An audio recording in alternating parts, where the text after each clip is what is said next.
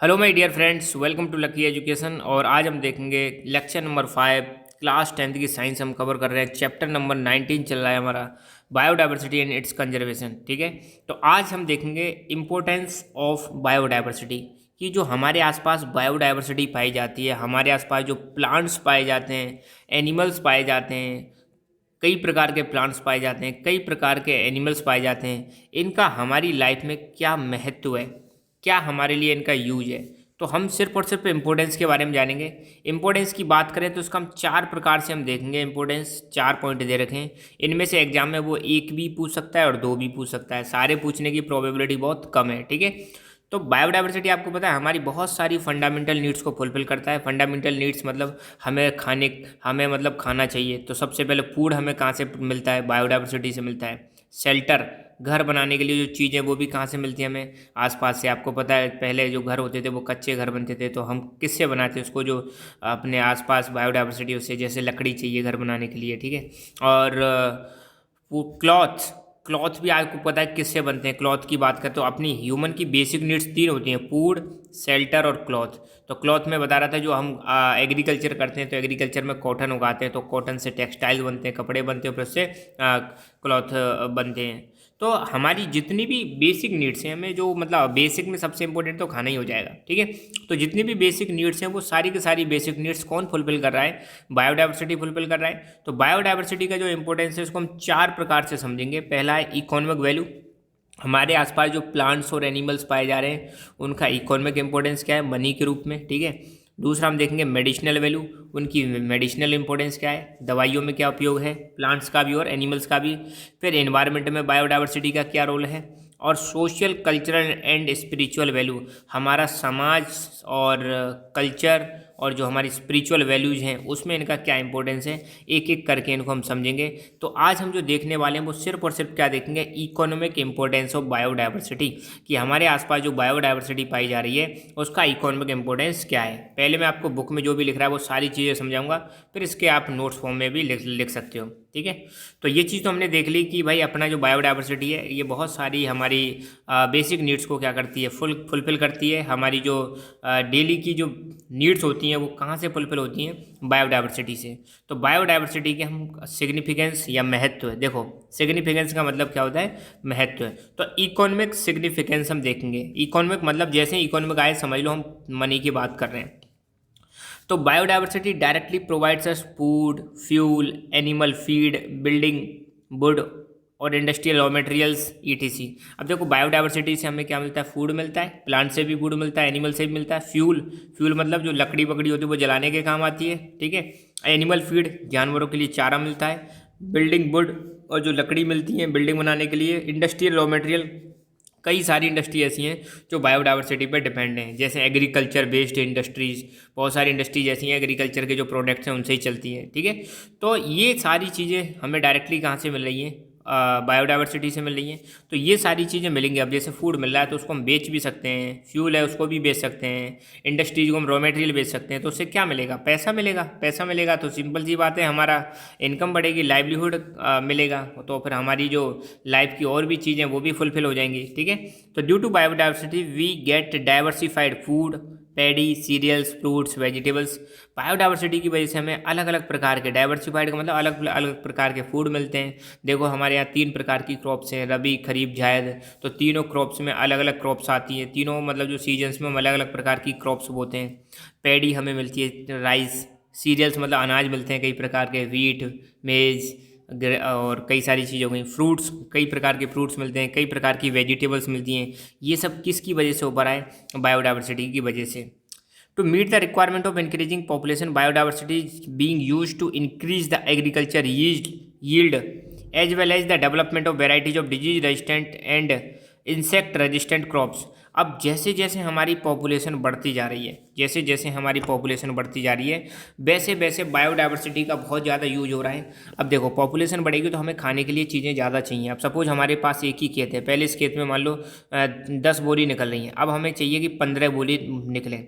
तो अब हम ऐसी चीज़ों पर ध्यान दे रहे हैं, कैसी चीज़ों पर ध्यान दे रहे हैं कि ऐसी क्रॉप उगाएं जो डिजीज रेजिस्टेंट हो, डिजीज मतलब उनमें बीमारी ना लगे, इंसेक्ट रेजिस्टेंट हो मतलब कीड़े मकोड़े ना खाएं। तो अब हम ऐसी वेराइटीज पर हम क्या कर रहे हैं, फोकस कर रहे हैं। तो ये वेराइटीज भी किसका पार्ट है, बायोडाइवर्सिटी का पार्ट है। अब यहाँ पे एग्जांपल दे रखा है, the development of dwarf varieties of wheat which were responsible for the green revolution was done from Naren 10 variety of wheat found in Japan. अब देखो, जब हमारे यहाँ पे ग्रीन रेवोल्यूशन आई थी, मैं आपको हल्का सा बता देता हूँ, ग्रीन रेवोल्यूशन 1966 1967 के समथिंग ग्रीन रेवोल्यूशन आई थी भारत में। और ग्रीन रेवोल्यूशन से पहले भारत की ऐसी हालत थी कि भारत खुद की पूर्ति के लिए भी अनाज पैदा नहीं कर पाता था। हम बाहर के देशों की मतलब दया पर डिपेंड रहते थे कि बाहर के देशों से हम क्या करते थे, इंपोर्ट करते थे। स्पेशली अमेरिका से हम वीट इंपोर्ट करते थे और इसकी क्वालिटी भी बहुत ज़्यादा बेकार थी। मगर जैसे ही ग्रीन रेवोल्यूशन आती है तो अपना देश में एकदम वीट का प्रोडक्शन बढ़ जाता है। तो उसके पीछे क्या चीज़ें जिम्मेदार थी, उसके पीछे जिम्मेदार थी high yielding variety seeds. High yielding variety seeds, और हाई यील्डिंग वैरायटी सीड्स क्या होते हैं, ऐसे सीड्स जो बहुत ही ज़्यादा क्या देते हैं, प्रोडक्शन देते हैं खेत में। जैसे मान लो नॉर्मल ये खेत है, नॉर्मल बीज डालोगे तो मान लो 10 बोरी निकल रही है। हाई यील्डिंग वैरायटी सीड्स डालो 20 या 15 बोरी निकल जाएंगी। तो यील्ड का मतलब है उत्पादन।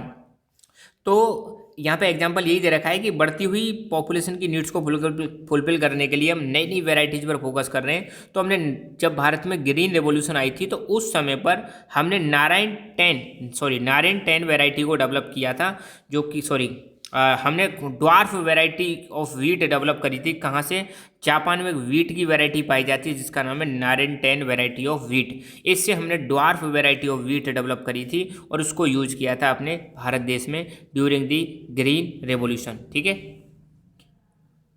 फिर दूसरा दे रखा है development of dwarf species of paddy मतलब जो राइस होता है। फिर हमने dwarf species of paddy develop करी। कहाँ से ये डेवलप करी थी, Dee Geo Woo Gen variety found in Taiwan. Taiwan में एक वैरायटी पाई जाती है पैडी की जिसका नाम है डी जियो वूजन वैरायटी, जो कि ताइवान में पाई जाती है। इससे डेवलप करी थी हमने कौन सी, और ड्वार्फ वैरायटी ऑफ पैडी। तो ध्यान रखना, जापान में कौन सी वैरायटी पाई जाती थी, नारायण 10 वीट की, उससे डेवलप किया हमने ड्वार्फ वैरायटी ऑफ वीट। और ताइवान जो चाइना के नीचे है वहाँ पर एक वैरायटी पाई जाती थी पैडी की, डी जियो वूजन। ये से हमने डेवलप किया ड्वार्फ वैरायटी ऑफ राइस। ठीक है। अच्छा, in Asia in the decade of 1970 paddy crop in 1,60,000 hectare was destroyed by grassy stunt virus. तो एशिया में यहाँ पे एक एग्जांपल दे रखा है कि एशिया में 1970 के डेकेड में, 1970 का जो डेकेड चल रहा था, दशक चल रहा था, उस समय जो पैडी की क्रॉप थी, कौन सी, ये जो राइस की क्रॉप थी, 1,60,000 हेक्टेयर एरिया की क्रॉप को डिस्ट्रॉय कर दिया गया था एक वायरस के द्वारा। उसका नाम है grassy stunt virus. At the time paddy species resistant to the above disease was developed by using wild paddy species Oryza nivara which was collected in eastern Uttar Pradesh 1963। तो एशिया में देखो 1970 में क्या हुआ था, राइस जो पैडी है इसकी फसल को डिस्ट्रॉय कर दिया गया था ग्रासी स्टंट वायरस के द्वारा। तो अब लोगों ने क्या किया, अब ऐसी स्पेसीज डेवलप की कि उस वायरस का क्या फ़र्क ही ना पड़े। तो उस स्पेसीज का नाम था जो डेवलप की गई थी, उसका नाम था ओराइजा निवारा, और इसको ईस्टर्न उत्तर प्रदेश से भी प्राप्त किया गया था 1963 में। If this paddy species would not be preserved at that time, we could imagine the situation of Asia where majority of population is dependent on paddy। अब देखो हमारे एशिया में क्या, पूरे वर्ल्ड में मेजोरिटी जो पॉपुलेशन है वो राइस पर डिपेंडेंट है। पैडी मतलब राइस की फसल पर डिपेंडेंट है। ज़्यादातर जो लोग हैं वो चावल की फसल खाते हैं। अब सोचो अगर ये ओराइजा निवारा नहीं डेवलप करते, ठीक है, ओराइजा निवारा से जो हमने जो नई, देखो ध्यान दो, ओराइजा निवारा क्या है, ये ऐसी स्पेसीज है जो इस वायरस के मतलब इस वायरस का इस पर फर्क नहीं पड़ता। तो इससे नई जो स्पेसीज डेवलप की थी वो ऐसी फसल थी या ऐसी स्पेसीज थी पैडी की जिसको क्या नहीं हो सकता है, वायरस नुकसान नहीं पहुंचा सकता है। अगर सोचो उस समय ये फसल नहीं डेवलप की जाती, ये वाली जो वैरायटी नहीं डेवलप की जाती, तो सोचो फिर हम राइस अगर नहीं होता तो क्या हालत होती, खाने पीने के लाले पड़ जाते। ठीक है, यही कहना चाह रहे हैं यहाँ पे। Today 20 genes of wild paddy are being used in paddy improvement programs. तो इनके जीन्स, अब जीन्स आप जानते ही हो, ठीक है, तो ये जो वाइल्ड पैडी है इसके 20 जो जीन्स हैं इनको यूज कर रहे हैं paddy improvement program. Paddy improvement program का मतलब ऐसी हम पैडी की स्पेसीज डेवलप कर रहे हैं जो इंसेक्ट रेजिस्टेंट हों और हाई यील्डिंग हों, तो इन पर काम चल रहा है। ठीक है, the compatible season provides favorable conditions for the production of different crops which could register disease. In this way biodiversity of food grains act as a boon for the humans. अब देखो अलग अलग सीजन में हम क्या करते हैं, अलग अलग प्रकार की क्रॉप्स उगाते हैं, क्योंकि हर सीजन में एक ही प्रकार की क्रॉप नहीं उगा सकते, क्योंकि इनके लिए अलग अलग प्रकार की जोग्राफिकल कंडीशंस होना चाहिए। तो फूड में जो बायोडाइवर्सिटी है ये हमारे लिए वरदान है। अगर सोचो हम एक ही प्रकार की फूड पर डिपेंड करते हैं तो फिर हमें दिक्कत हो सकती थी, क्योंकि एक ही प्रकार का फूड जो है पूरी साल हम ग्रो नहीं कर सकते। खासकर भारत में तो सीजन चेंज होते रहते हैं, तो सीज़न चेंज होते रहते हैं, तो हर सीज़न में हमें क्या अलग अलग वैरायटी की क्रॉप्स उगानी पड़ती हैं, जो कि हमारे लिए एक वरदान भी है। Today the entire world is worried for limited resources of petroleum and it's uncontrolled exploitation. आज की डेट में आप देखोगे पूरा वर्ल्ड परेशान है कि हमारे पास जो रिसोर्सेज हैं, पेट्रोलियम रिसोर्सेज हैं, वो कैसे लिमिटेड हैं, और अब हम इनका यूज बहुत तेज़ गति से कर रहे हैं। आज की डेट में आप देखो पॉपुलेशन बढ़ती जा रही है, व्हीकल्स की संख्या बढ़ती जा रही है, तो इनका यूज क्या हो रहा है, बहुत ज़्यादा हो रहा है। तो इन फ्यूचर ये पेट्रोलियम क्या हो जाएगा, ख़त्म हो जाएगा। ठीक है, तो अब एक ऐसा मतलब समय आ गया है कि कुछ इसका अल्टरनेटिव ढूंढा जाए, और साइंटिस्ट ने अल्टरनेटिव ढूंढ भी लिया है, उसका नाम है बायोडीजल। ठीक है, in such a condition, plants such as Jatropha and Karanj have shown a ray of new hope because of seeds of these plants can be used to develop organic fuels and these plants are known as biodiesel trees. तो यहाँ पे बताया जा रहा है कि आने वाले समय में डीजल पेट्रोल क्या हो जाएंगे, खत्म हो जाएंगे। अब साइंटिस्ट ने क्या किया है, जट्रोपा और करंज ये दो ऐसे प्लांट्स हैं, इनसे इन्होंने ऑर्गेनिक फ्यूल बना लिया है, बायोडीजल फ्यूल बना लिया है। ऐसा फ्यूल जो मतलब प्लांट से मतलब बनाया जा सकता है, उसको हम बोलते हैं बायोडीजल फ्यूल।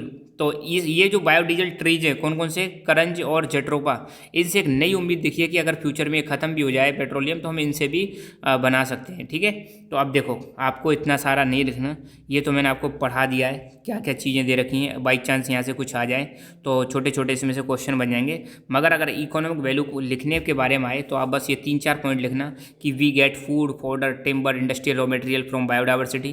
तो इनसे हमें क्या मिलता है, रुपया मिलता है। We also get rice, wheat, pulses, vegetables, fruits from biodiversity. ये सारी चीज़ें मिलती है और इनको बेचकर भी हमें क्या मिलता है, पैसा मिलता है। और biodiversity in crops work like boon for food security. Food security मतलब लोगों के खाने के लिए बायोडाइवर्सिटी जो है वो फूड सिक्योरिटी का काम करती है। मतलब लोगों को हमेशा क्या मिल सकता है, खाना मिल सकता है, हर सीजन में खाना मिल सकता है अगर बायोडाइवर्सिटी है फूड में। ठीक है, तो ये फूड सिक्योरिटी की तरह काम करती है बायोडाइवर्सिटी क्रॉप्स में जो है। और इन सब का क्या है, इकोनॉमिक इंपॉर्टेंस है। इन सबको बेचने से हमें क्या मिलता है, पैसा मिलता है। तो एक सोर्स ऑफ लाइवलीहुड भी है।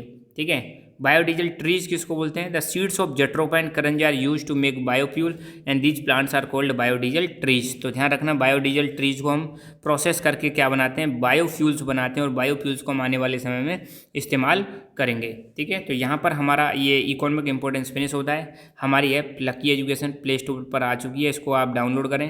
डाउनलोड करके इसमें बहुत सारे स्मार्ट कोर्सेज हमने बना रखे हैं क्लास 10th के लिए, उनको अवेल करें। So thank you so much, keep learning, keep enjoying and God bless you all.